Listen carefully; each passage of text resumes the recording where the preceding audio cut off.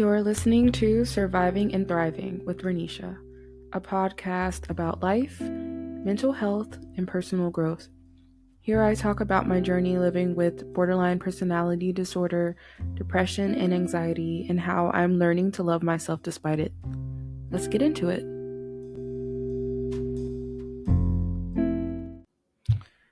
Hello, and welcome back to the podcast. I am so sorry I've been away. And also, if you are on Spotify or YouTube, this is on video. Hi. I know it's been a minute since I've recorded my actual face. And I know I haven't been consistent either, and I haven't posted in a couple of weeks. So I just want to share where I'm at, and that'll really be the topic of this episode. So over the past couple of weeks or so, I have experienced a BPD psychotic episode or BPD psychosis. And for those of you who don't know what that is or have never heard of that, you're not familiar with borderline personality disorder or BPD psychosis or psychosis at all, um, it's it's a type of episode where you can experience psychotic symptoms like hallucinations, which is the case for me. There are many different types of hallucinations, and it's quite similar in nature to schizophrenic diagnosis, but a little different. So you can experience visual hallucinations, gustatory hallucinations, which is like weird taste or just unpleasant, strange taste. Olfactory hallucinations, which includes smells and aromas that aren't actually there. Tactile hallucinations, so feeling something on your skin, someone touching you. You can also have thought blocking, which I have that a lot, and you might hear that throughout this episode because that's a symptom that I am still continuously experiencing. It makes it hard for me to finish my sentences because my thoughts just kind of stop, it just goes blank. You can have disassociation, delusions, or you feel like your thoughts and actions are being controlled by something outside of yourself. So those are the common ways that psychiatrists or clinicians usually describe psychosis or psychotic episodes. And so I want to talk a little bit about that and what my experience has been like now, over the past couple of weeks, but also in the past when I've experienced BPD psychosis, because I have experienced this before, and also just a little bit about what usually triggers it for me, which is something I'm still figuring out. But yeah, I just want to talk a little bit about my experiences with that in case any of you have experienced it, or anyone that you love, you care about, has BPD or experienced psychosis. And before I do that, I do want to just obviously always give the caveat that I am not a licensed professional. I am not a licensed therapist or a psychiatrist or behavioral scientist. I am someone with lived experience with borderline personality disorder and psychosis, psychotic symptoms, depression, anxiety, trauma, all of that. Um, and so, yeah. So I have been going through a period that has been really stressful. And if you know me, if you're familiar with me at all, then you know that that is unfortunately the norm for me. I have always had a very stressful life, and finding my way to peace has been a challenge, um, both for reasons that are outside of my control and those that are within my control. And that's something that I've been trying to come to terms with throughout my recovery. But recently, I've had a variety of stressors. And so I want to talk about that because as I was reading through and kind of doing more of the research about why psychosis happens, because I'm really trying to understand it, both from like my personal experience and from like a clinical point of view, I guess. Um, but there is still just so little research about this topic, unfortunately. So it is hard to find like information about it. But the things that I was able to find suggested that high amounts of stress can trigger psychotic episodes. And I always feel like I have anxiety. I have generalized anxiety disorder. So I always feel like I'm at like a baseline of just being stressed. Like I feel like I'm always a little stressed, right? That's just the baseline. And if you have anxiety or an anxiety disorder, you understand exactly what I'm saying. And I apologize if I don't articulate myself as clearly as I normally do today, because again, it's hard to recover from a psychotic episode. And if you're watching me, if you're listening to this, but if you're watching my mannerisms, it might seem a little weird. It might seem a little off. And so I just want to point out that I'm not talking in past tense. Like I'm still experiencing some of these things. Um, but it's not to the severity where I feel like I need help, where I need to be checked in, patient or anything like that. I have support, so I am fine. Um, See, now I'm having the thought blocking where I'm like, I don't know where I was going with that. And I know I was going somewhere with that. Please bear with me. I want this episode to be really raw. I want people to actually experience this with me and see what it's like. Because if you live with BPD or if you have someone in your life with BPD, I feel like it's important to have representations of that and to see the reality of that. And so I'm making this. I feel like I'm doing a lot better, but I am making this while I am still moving through this with hopes that it helps other people who also experience this.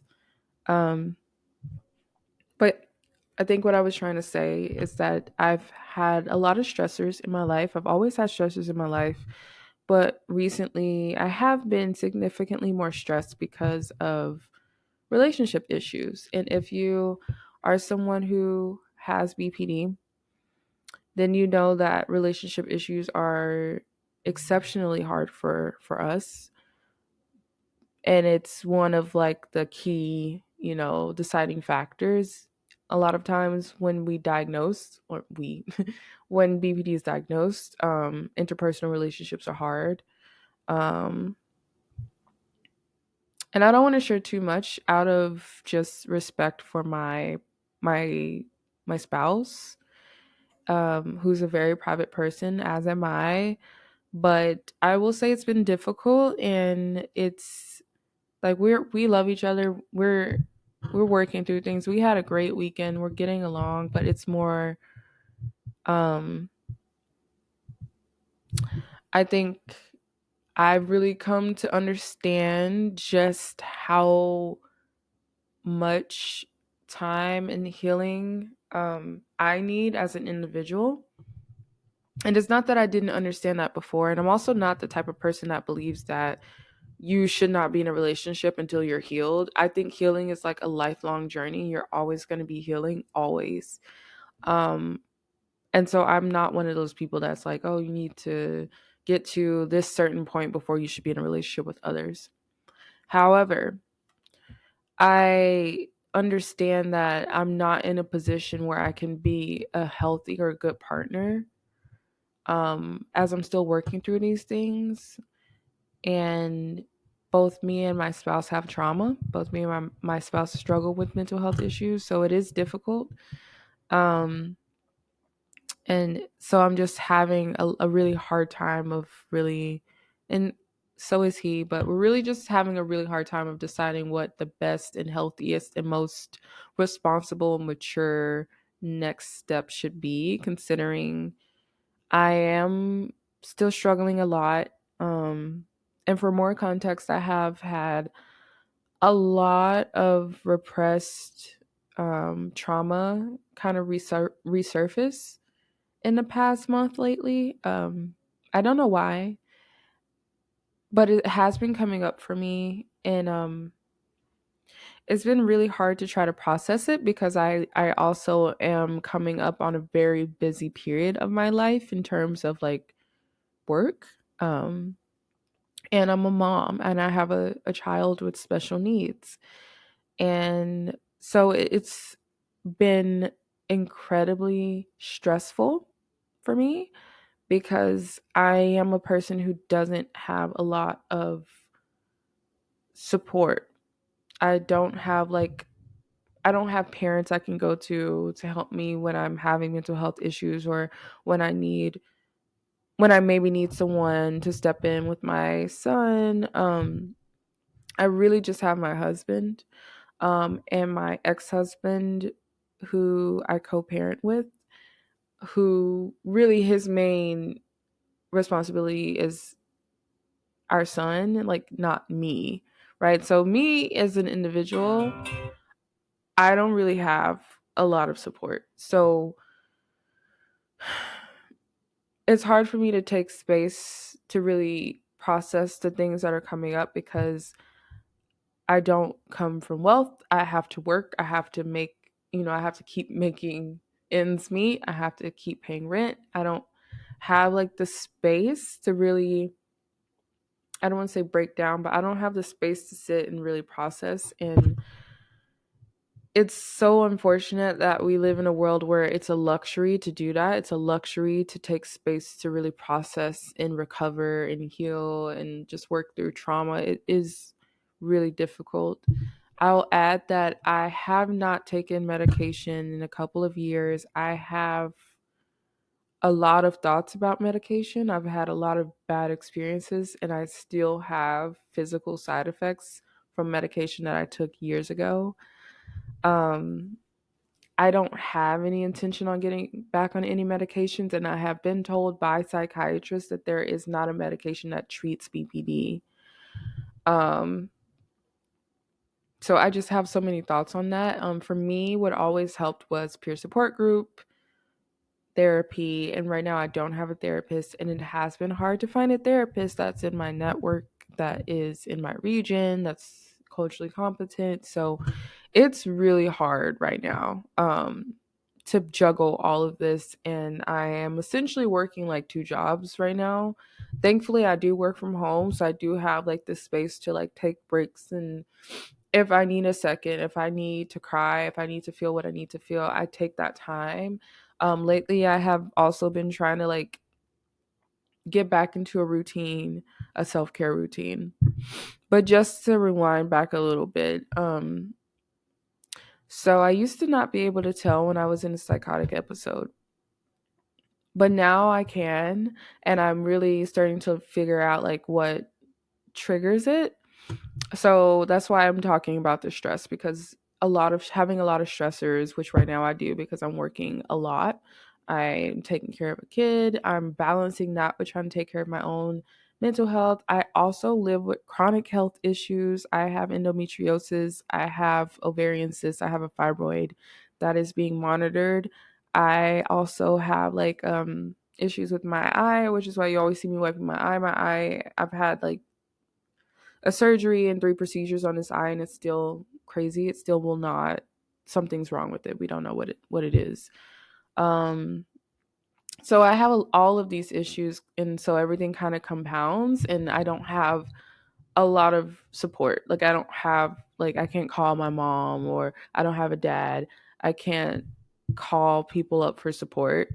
I really really just have my husband, and right now that's difficult because we are having issues, and even though we love each other and we're still there for each other, we still live together, we still support each other.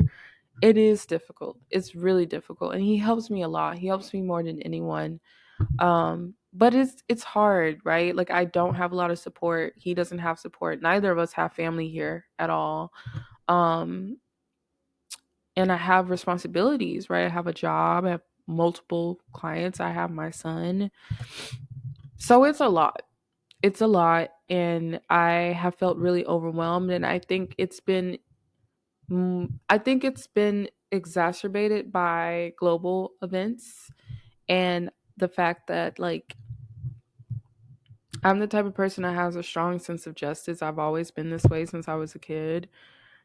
The work that I do, thankfully, now is mostly social impact, social justice work. I've shared like links to some of the organizations that I work with in this podcast. But seeing what's happening with Gaza, seeing what's happening in like the Congo and Sudan, and even just here on the streets of America, even just here where I'm at, just seeing the suffering that's happening, watching leaders just continuously fail us, just blatantly disregard the reality that most people are living. Um, the fact that like most people can't like afford food and groceries, are like the prices are just crazy. Rent keeps going up. My rent has gone up. It feels financially very exhausting. Like you take 5 steps forward to be pushed back 15 steps because the world is crazy, right? And like it's hard. And I feel like witnessing that, having that information, having access to all of the things happening, seeing the really graphic images that we see on social media, I take as many breaks as I can, but then there's another part of me that feels guilty. Like, you know what I'm talking about. I'm sure you guys are right there with me. You get it. All of those things compounded. I think I can't, it's even hard for me to talk about it. So you can see it's overwhelming. It's incredibly overwhelming. Um, And for someone like me who has very complex trauma and has a severe mental health issue, a severe mental illness, um, it triggers psychosis, right? So our brain is incredible. It's incredible what our brain does to protect us when we aren't safe or we don't feel like we're safe, right? And when you have a history of like trauma, when you have these illnesses, um, at least in my experience, it feels like my brain is blocking me in order to help me survive, right? Like we are made to survive. And so when I disassociate, because I feel like part of my disassociation is saying we are humans. You probably have heard me say that a lot throughout my previous podcast episodes. Um, I I am a bit disassociated right now, and so I'm trying to. When I'm aware of it, I try to bring myself back and be present. And so, saying I instead of we is the way that I do that. But we do that as a defense mechanism. We do those things for protection, right? I don't understand the science behind psychotic episodes or like the symptoms that we experience, but I do want to talk a little bit about some of the symptoms that I've been experiencing. And sorry, let me take a drink. I feel like I'm losing my voice. I don't know why. My voice is going away. It's weird. But so anyway, let me just get into it. I feel like I've rambled for 18 minutes. I am so sorry. Again, I'm not doing well, guys. I'm trying. So I do experience, from the list that I listed out, I do experience visual hallucinations. I'm not experiencing that right now, thankfully. But when I do, it's usually I see things like orbs. I see things that looks like shadow people. One thing that I definitely am really curious about is I can spot, but I have a huge fear of like spiders and bugs. And I can spot bugs and spiders no matter how tiny. Like I can look around and see it in an instant. And so I'm noticing that sometimes hallucinate spiders and bugs, which is terrible. Um Luckily it's not happening as much. Every spider I've seen recently has been real. But I do sometimes hallucinate spiders and bugs. And it's as terrible as it sounds. I also do have tactile hallucinations. Same thing. It's the bug thing. I feel like I feel like ants are calling on me or spiders or something's on me sometimes. I get really itchy sometimes.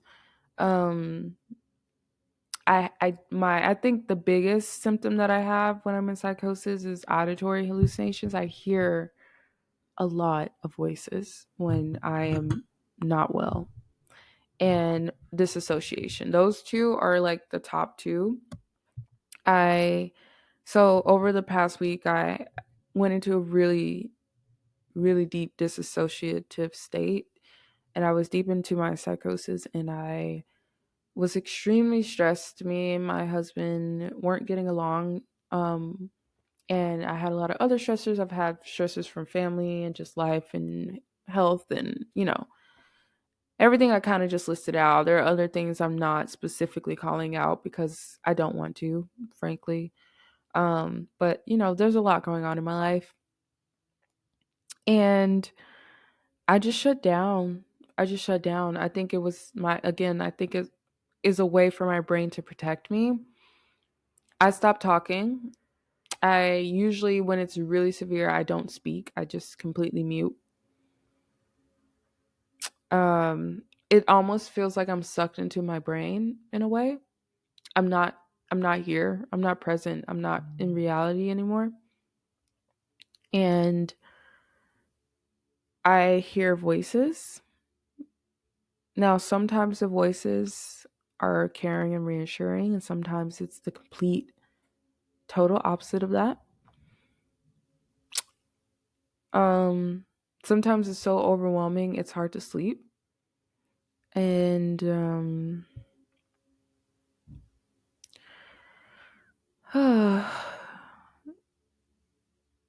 I start to disassociate like I'm doing now. I'm not hearing voices. So, yay. That's a good thing. I'm not hearing anything right now, but I am still kind of disassociated. I do realize that, so I do apologize, but I zone out. I zone out, and so it feels like I'm not here. And if someone's in the room with me and I'm there, I'm like not there. Like even if they're talking to me, it's like I don't know. It's very difficult to describe. Sometimes I could describe it as it feels like I'm underwater. Like I can hear them, but they're like in they're muffled sometimes, or their voice is echoey, or their voice kind of just blends with all the other things that I'm hearing. And so they'll be talking to me and trying to get me to step out of it. And it's like, I see you, I hear you, but I'm not really here with you right now. It's weird. It's really weird. It's really hard to describe it, to be honest. I wish there was like some type of visual representation I can give you. It's really hard to describe the experience of it, but it doesn't feel good. Sometimes I feel apathetic in these situations, especially when I'm extremely disassociated and like zoned out and just not there and I'm just floating away. I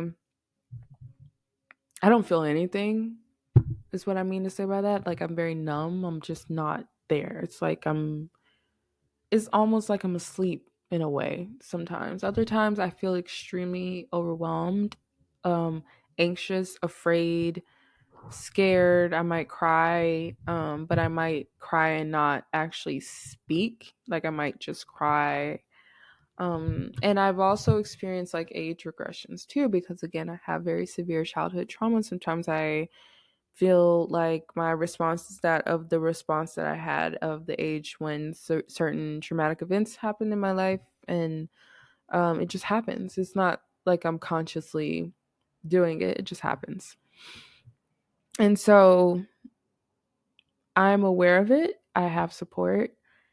I um, have taken the time that I needed to rest. If I needed to take time to not work and to just rest and to just sleep, usually really being mindful of like my diet, whatever I'm eating, that helps. And like I said, I'm trying to get like a consistent self-care regimen down. I know the things that help me feel better. I know the things that help me feel stable. The issue is being consistent and working through like being able to do that when you're not there. Like when I feel the onset of these symptoms, it can be really hard to continue to keep up with those habits. And so I do think it's important to have support. It's important to have help because it is really hard. I really struggle to take care of myself in these moments, let alone take care of others, right? Um, but when I do feel these symptoms come on, I have to do something. I have to take action to prevent it from getting worse. And I think that over the past couple of weeks, I didn't do that. I felt, I felt myself experiencing these things, and I did the opposite of what I know actually helps me. And so I'm having, or I'm just working on being compassionate with myself and then just reminding myself that now that I am starting to feel better, right, I can incorporate these things. I can start to do these things. I can just take it little by little, step by step. And so some things that I know really help me is, like I've talked about numerous times, getting sunlight. I'd been really stuck inside.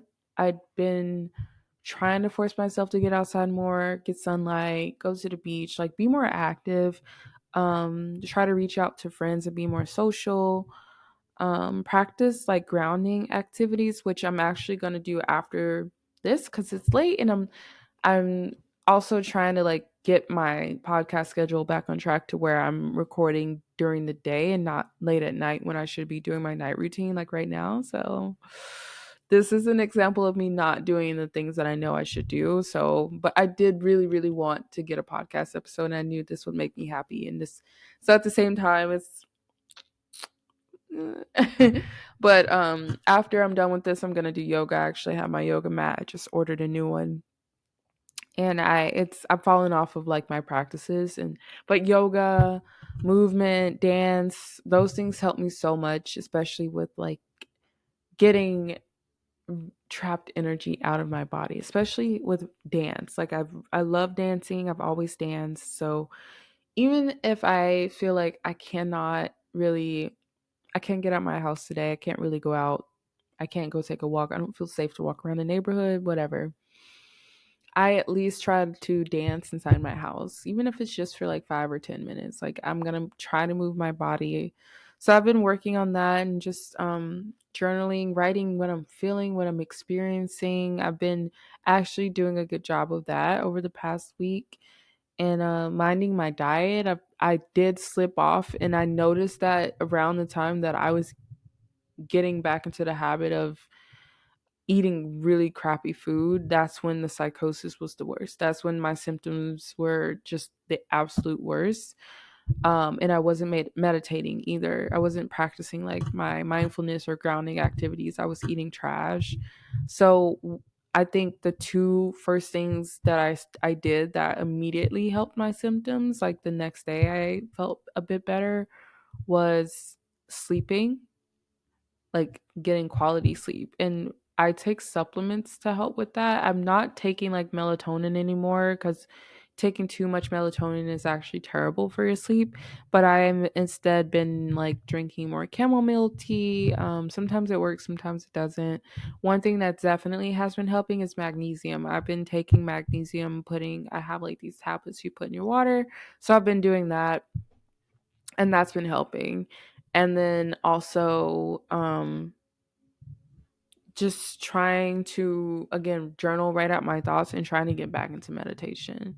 But changing my diet, like switching my diet back to like healthy, clean, like real foods, taking my supplements. I have to take vitamin D because I get vitamin D deficient. A lot of black women do. People with darker skin have a harder time absorbing it from the sun. And I also need vitamin C to help with the absorption. I think, no, that's iron. I'm also lacking in iron. So making sure I'm getting all my vitamins, because having nutrient deficiencies can worsen your symptoms of depression and all these terrible things. So changing my diet, eating vegetables. I've been eating a lot of vegetables. The day after I like took magnesium and went to sleep and was just resting a lot and just took a day to just rest. The day after that I felt a little bit better, so I decided I'm going to just only eat fruits, vegetables, clean, smoothies, just clean, nothing processed, nothing sugary, just straight up vegetables, fruit. um and so luckily my husband cooks a lot, and he cooked me like some sweet potatoes, some fried zucchini, some fried asparagus, some fried carrots. I love sauteed vegetables. I don't like to eat vegetables unless they're like sauteed and seasoned. And that's on being southern. But I ate a bunch of vegetables, and then I had like watermelon juice that I made in my blender, and like a mango pineapple smoothie and all of that stuff. So after that, the next day I also started to feel a little bit better. So it's like each day I was doing another thing that I know historically has helped me feel better. So the next day I decided, hey, I'm going to go on a walk. Ask my husband if he'd go on a walk with me, because that helps me, especially if I'm particularly anxious and not feeling safe. So we went for a walk around the neighborhood, and then I felt even better the next day. So we decided to do it again. So it was really just like taking those steps, little by little, something I could add in each day until I started to feel more stable. And so I'm still in the process of doing that. Each day that I incorporate something else, I feel better. Like I went to visit a friend over the weekend that I hadn't seen in a little bit, and that was like so healing. It's so nice to see friends and like catch up on things and talk and be real. And I love friends that I can be like my full self around, especially. Um, so that was nice. Okay, I'm back. I had to pause it briefly. My husband just got home from work, and I also keep zoning out, and so I'm really trying to not do that. But I wanted to say that I think just taking baby steps when you're dysregulated, having support, seeking support when you can get it, reaching out to those in your life. If you do have family that can support you, if you have a loved one, if you have friends, it's helpful to have someone there, but it's also helpful to be compassionate and have grace with yourself and take your time. If you are able to rest. Like I feel like sleep, quality sleep is like for me the single most helpful thing that I can do when I'm like this. And diet. Like those basic things, start with those basics and just work your way up, right? So that's what I've been doing. I've been really starting with the back to basics, movement, diet, sleep, taking my vitamins, getting my supplements, the things that I know I'm lacking in, writing. So I have some type of way to release the things that are weighing on me. Um, and also finding ways to channel the energy, the emotions, the things that you're experiencing. So I try to do that with the work that I do, with the projects that I have. Um and I also try to do that with just not just with the projects, but like with creative endeavors. So just things that I do simply for the enjoyment of it. Um but yeah, I'm gonna end it here. I will say I this was probably the hardest episode I've ever recorded, and I'm so sorry if you're not watching the video, especially, and you're just listening to it. It's just me pausing and saying every 2 seconds. I'm really having a hard time, and currently I am actually unfortunately experiencing, I think, a hallucination. um I'm like looking at the camera, but I can see an image of my face, and it does not look like my face, and it's kind of freaking me out. So I'm gonna go because I think that's a sign that I need to get some rest. And because my husband's home, I have support.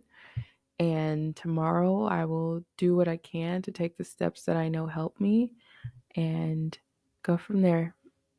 But yeah, thank you so much. Thank you so much for listening to me.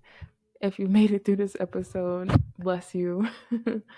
And I hope you have a great week. I hope you guys stay well. And until next time, bye.